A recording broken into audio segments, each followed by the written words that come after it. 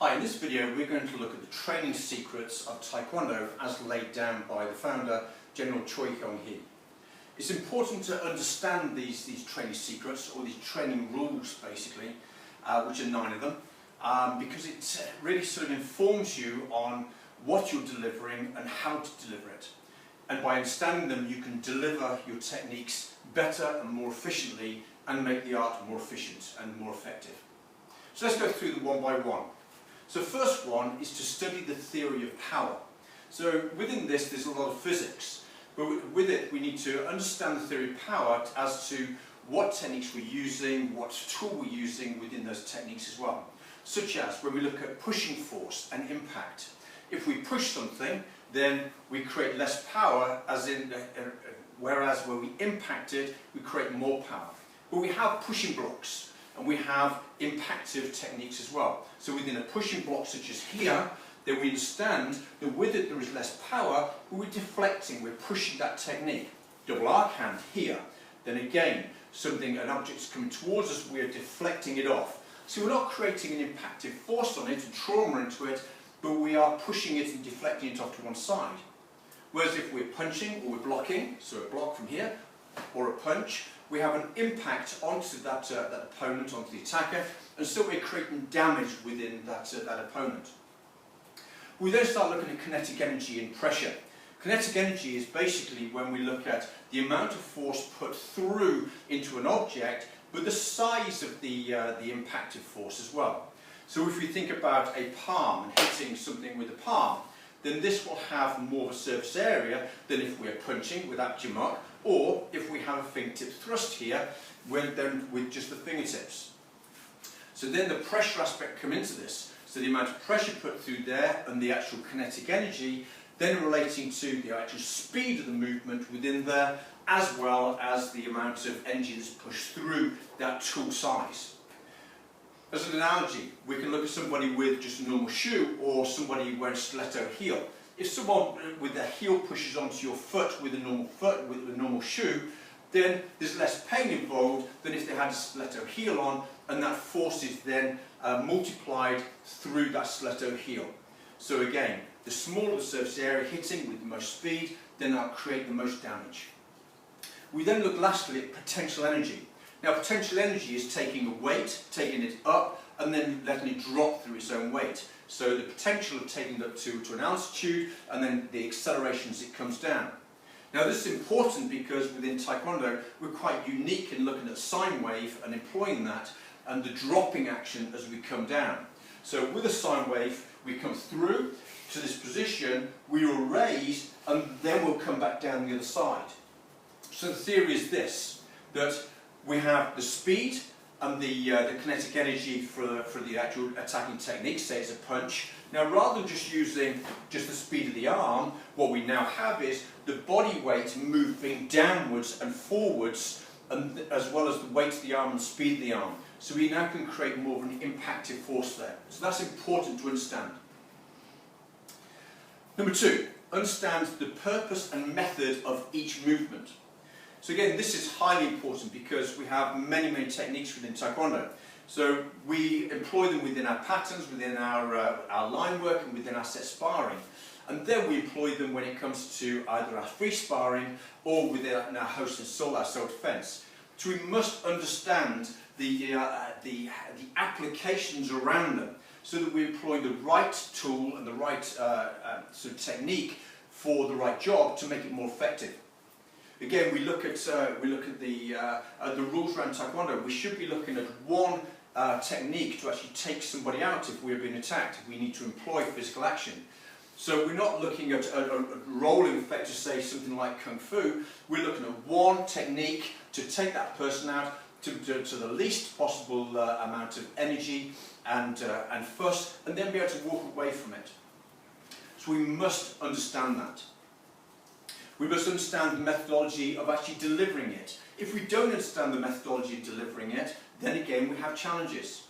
Now we look at something like Sun Sunkat Tolgi, and with Sun Sunkat Tolgi, as we're coming through, then we have this simultaneous movement of the blocking arm and then the fingertip thrust coming through.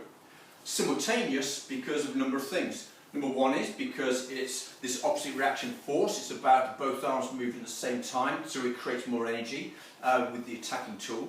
But on top of that, the actual attack is coming into my solar plexus as a punch, and so as it comes in, I'm blocking and I'm then reacting with a strike in this position. So it's important to understand all of this, the technical aspects around that. Okay, moving on to number three, to bring movement of eyes, hands, feet and breath into one single coordinated action. So now this doesn't mean from here we turn around and it's all robotic and we come round, because that would be like slightly strange. And whenever we deliver Taekwondo, we deliver it in a natural way. But what it is coordinated. So when we're moving, what happens is we have the hips move, followed by the shoulder, followed by the arm with an impactive attacking move or a blocking move. What this does is it utilises the major prime mover muscles in the core, rather than just, again, the small limb muscles. Other arts, they use the arm, bang, here. They're just using the arm speed, such as karate. Whereas we don't. We utilise the whole body and the mass of the body, as we do with this potential energy of the drop. So if we look at something like Do San Top and the last two moves, from this position here, from a sitting stance, knife hand strike, what happens is we don't just move across and through and use the arm speed, we utilise the whole movement of the body. So what we'll do is, as we come through to this position here in our chamber, that hip moves slightly off that AB line, which means the shoulder does as well. Now what happens is the hip moves, the shoulder moves, and then the arm moves. So we get this whipping effect coming up through the body. Similarly to this is something like a discus throw or a javelin throw. What happens is, as the javelin throw comes up and they plant the foot, then the arm goes backwards. But then from this point, as it reaches backwards, the hip comes, the shoulder comes, then the arm comes. So it creates this initial movement of the arm, so it creates that elastic energy as well to do that whipping effect. Same with our stance here. From here, the hip goes, shoulder goes, then the arm goes. So it starts creating that movement. A whip starts on the handle. We whip it through, and then it goes down the whip to the end until it cracks at the end. So it's a very similar thing with that. Choose the correct tool for the vital spot. Now again, it's understanding the applications of the techniques you're using. So again, we're not going to use a fingertip thrust and into the side of the head or into the ribs, because it's not going to have the impactive force. And also on top of that, you're potentially going to injure yourself because it's just the fingers. If we're going to go for a hard spot, we're going to use a punch, we're going to use maybe a knife hand, we'll use a hammer fist, we'll use a kick into something like the ribs. Whereas if we have the solar plexus, which is a little bit softer, we'll be able to use a fingertip thrust at this point, because again, we're not going to damage ourselves, but it's going to have the effect onto that vital spot, which is relatively small, but it's going to have a big impact on it. We could maybe use a knuckle fist strike, and again we're going to the temple. So now we go for a smaller vital spot, and we're more likely to hit it with this and have an impactive force than if we used a whole fist into that area, because it's going to be spread across. So then we come back again to that theory of power piece, okay, and the kinetic energy, the pressure, and making sure that we're using the correct tool and creating the most power we possibly can within that. We then go on to number 5, becoming familiar with correct angles and distances for attacks and defence. So this is massively important, because we need to understand exactly what we're doing with all of our techniques within our patterns again, not just performing them, but executing them and understanding how to execute them. If we look at something simple like a front kick of Apchabasigi. Now Apchabasigi, from here, then we keep our pelvis straight and we keep our body weight over our leg here, and the leg just coming out and through. So what we're looking at is an opponent that is relatively close to us. So we need to understand distances. You know, we need to understand short, medium and long distances for the correct tool to be used. Now for a short distance, then we can use our Apchabasigi here, our front kick.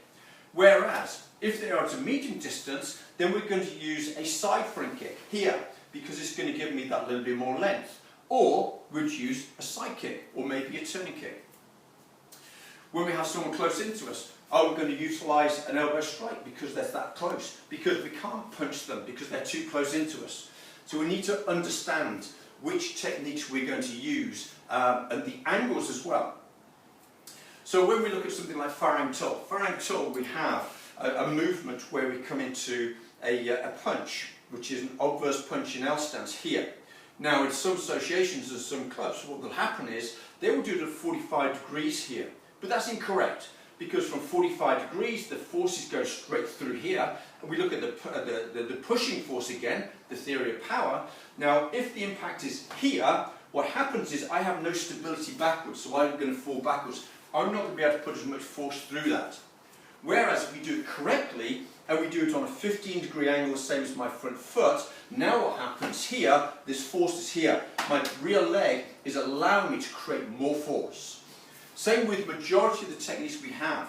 You know, if we come here with downward palm block, and again, we do it Baosogi, 25 degrees the front foot. This again is at 25 degrees. It brings it onto my centre line, but it gives me that power and the correct positioning. When we look at something like Nuliomaki, again, understanding exactly where our attacks are coming from, then the angles of it. Now it's very specific, and Taekwondo is very specific in angles and distances. So when we deliver it here, then my top hand should be solar plexus height. It should be on my shoulder line, okay? Which means I'm one fist away from my rib cage here. My bottom hand, then this is on my chest line here. And there's a slight rotation, there's 15 degrees at the elbow. So all these specifics are important because we now understand what we're sort of employing this block for. We have a punch coming into this direction here. So the punch is blocking to my middle section here, and a kick is coming to my low section from a 45-degree angle. So if I don't have this finger slightly raised upwards and it's down, then the kick's going to damage my hand. If I don't have my shoulder, my elbow just slightly bent at 15 degrees, then again, we're not going to be able to take that impact here. So all these aspects are exceptionally important. We look at something like a knife hand checking block in Chung Mu To. And again, this is very, very unusual, but we need to understand what we're doing here. Now we come into an L stance, and we're in this position here. So, all the parameters, the L stance is correct. My hands, the fingertips are at my shoulder height, and the X is crossed at my solar plexus height. Now, I'm not in a half-facing position here, I'm in what's termed as a forward-facing position. I'm not full-facing because this would bring my stance incorrect here, okay? I'm not in a half-facing position because, again, I have a problem with stability. But I am forward-facing. So the attack is coming from the front here, so the arms come forward, but my shoulder is kept back. So my body position is half-facing. My technique, though, is forward-facing. The attack is coming from the front. So we need to understand all these little small idiosyncrasies within each of the moves, or we don't fully understand it. Number 6, keep both arms and legs slightly bent while the movement is in motion.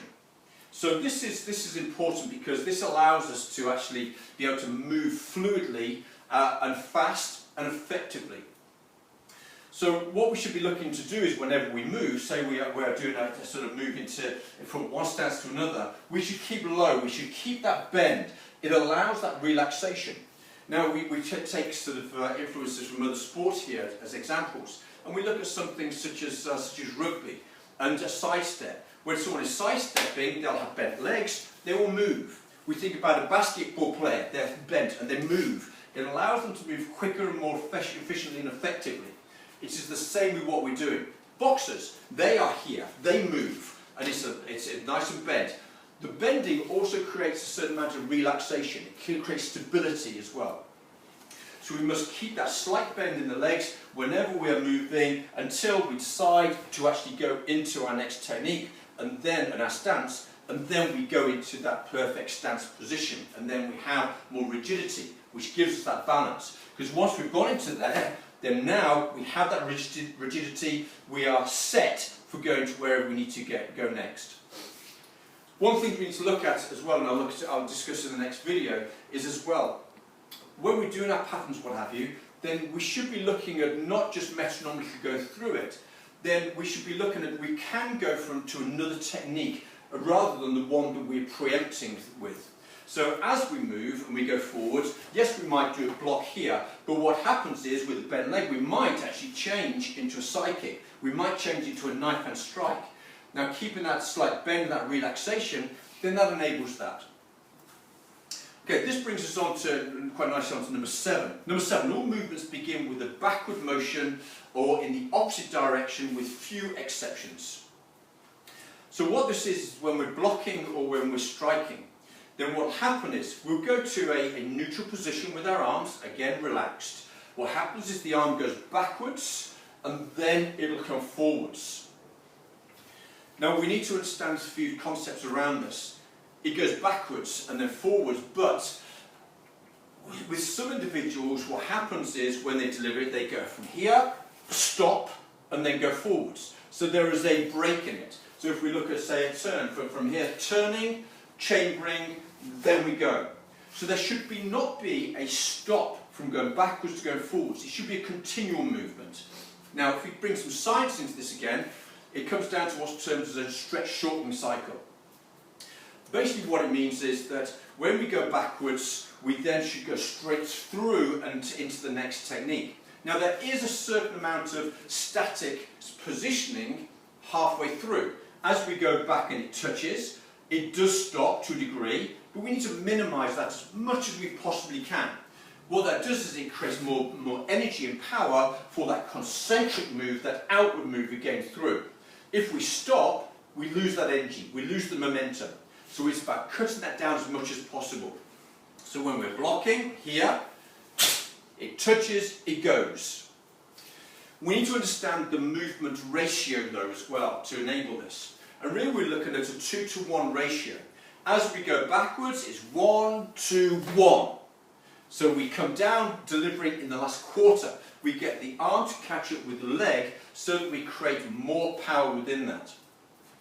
If we go back too fast, we lose that. So we must go down 1, 2, and then 1. So as it touches, bang, we come down, using opposite reaction force to create that extra power. So this arm coming back to the belt is massively important.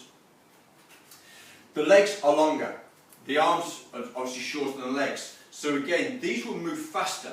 But it also gives us that ability as we're doing this movement and go forwards to then decide what technique we will deliver. Rather than just preempting it, it gives us that chance and that time continuum to enable us to then decide, right, is this the right technique or do we need to change as well? Okay? Number 8, to create a sine wave during movement by utilising knee spring properly. So there's two aspects to this, sine wave and knee spring. There is knee spring within the sine wave, but there's also knee spring generally within a sort of delivery of Taekwondo techniques. And we see that when we look at going from a chumpy position. And the knee spring occurs before we go into the next move. From here and down. So this again goes into where we started looking at keeping both our arms and legs slightly bent within rule 6 as well. So it enables us to create that power. And again, I revert you back to the sidestepping or the basketball player again. Enable us to create that power. But also if we look at sprinters starting off, and a sprinter will go off, bang, from bent legs and explode into it. This allows that explosive motion with knee spring. When we come off the end of a kick, it is slightly different. So we're coming off the end of a side kick here, we'll bring a knee spring in before coming into the next technique. That knee spring gives us balance, equilibrium and proprioception. So it centers us after this technique that we've thrown out, enabling us to very effectively go into the next technique in a balanced way. So it's important to have that knee spring. But let's look at sine wave in a little bit more detail, because sine wave is massively important. It is again unique to what we do within Taekwondo. We used to have what's termed as a sawtooth sine wave. Okay? A sawtooth is just straight up, straight down, so it does this sort of movement. But it's moved on from there.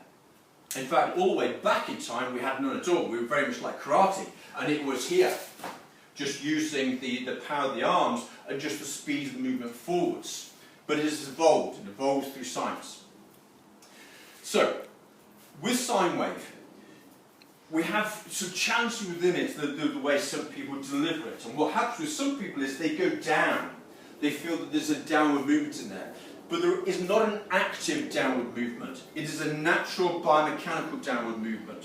So let's explain this further. So if we look at an walking stance to start with, and we look at the correct positioning. So my front knee is in line with the rear of my heel. I have my rear leg locked out, 25 degrees, and I'm 1/2 shoulder width long, 1 shoulder width wide. Now to create the sine wave, what happens is there is a rolling of the rear legs, the heel lifts, the knee bends. But that creates this pushing of the knee over the toes of my front foot. At this point, this initiates the movement. Now, this will bring a certain amount of downward movement, but I'm not actively going down. I'm just allowing the body to go through its movement. As I push through, I come to the midway position. My feet are parallel, basically. They've come in on an ellipse because my shoulder width movement here is the middle of my rear foot, the middle of my front foot. So actually to come to a shoulder width position here, then that has brought my feet in. I'm still low. I have not raised my head at all here. As I get to this point, I go past the halfway point. So this is my halfway point. I go past, then I straighten, then I come down the other side. So I've passed that midway point, so I'm here, tipping forwards. If we look at biomechanics and preparatory movements, the way we walk is to lean forwards. So to initiate walking, we lean forwards. The foot then catches up. When we see a sprinter come out of the blocks, the sprinter is in this plane of motion here. Then what happens, he stands up. So he creates an imbalance. As he lifts his arms up, he is toppling forwards. The legs have to catch up to bring him into more of an upright position. It's the same with our sine wave. And we are creating that same thing. So to midway point, up, and then fall down to the other side. So that is our sine wave.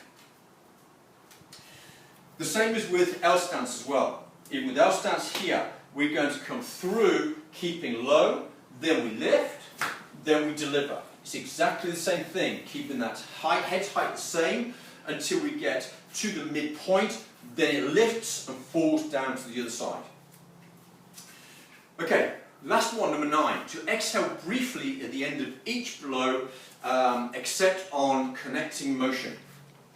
So this is where we utilise our core muscles, our abdominals, to actually create tension within the body. So the breathing aspect, we should be coming from the diaphragm, from down here, shouldn't be coming from the mouth and the throat. And what we're doing is, we're creating this exhalation, as very much like a tennis player does when they hit the ball and they shout. It's a similar sort of thing. So we are creating this tension with breathing. Now that breathing creates tension within the core, which gives us that stability. It gives us that stop point for the actual technique. And as we looked at all the way up at, what rule was it? It was up at number 6, where we have to have the arms, legs, in fact it's not number 6, is it? Let me see where we're at on here. Can't find it on my list now. Where are we? Oh, number 6. All sort of working in conjunction with each other. The breath ending it all. So if we just have this long elongating breath, then again we're going to lose that impact and that stop position and that tension. We need to be ready for when we're delivering a technique that we might be hit by a technique. So as we come forward and we create that tension at the very last second, it's relaxation through all of the movement up until that point, then we need to then brace ourselves for the impact. But also with that bracing, it creates more power with what we're delivering. Because if we just have just a floppy hand and a floppy technique, then again, that's not going to be impacted. Whereas if we breathe out, then again, this tension occurs. So as I stop, boom, this tension occurs here as well. Okay? So there we have all the 9 training secrets. What you need to look at doing with this is to implement those into all of your patterns, your line work, and all your technical delivery. Understanding it and applying it.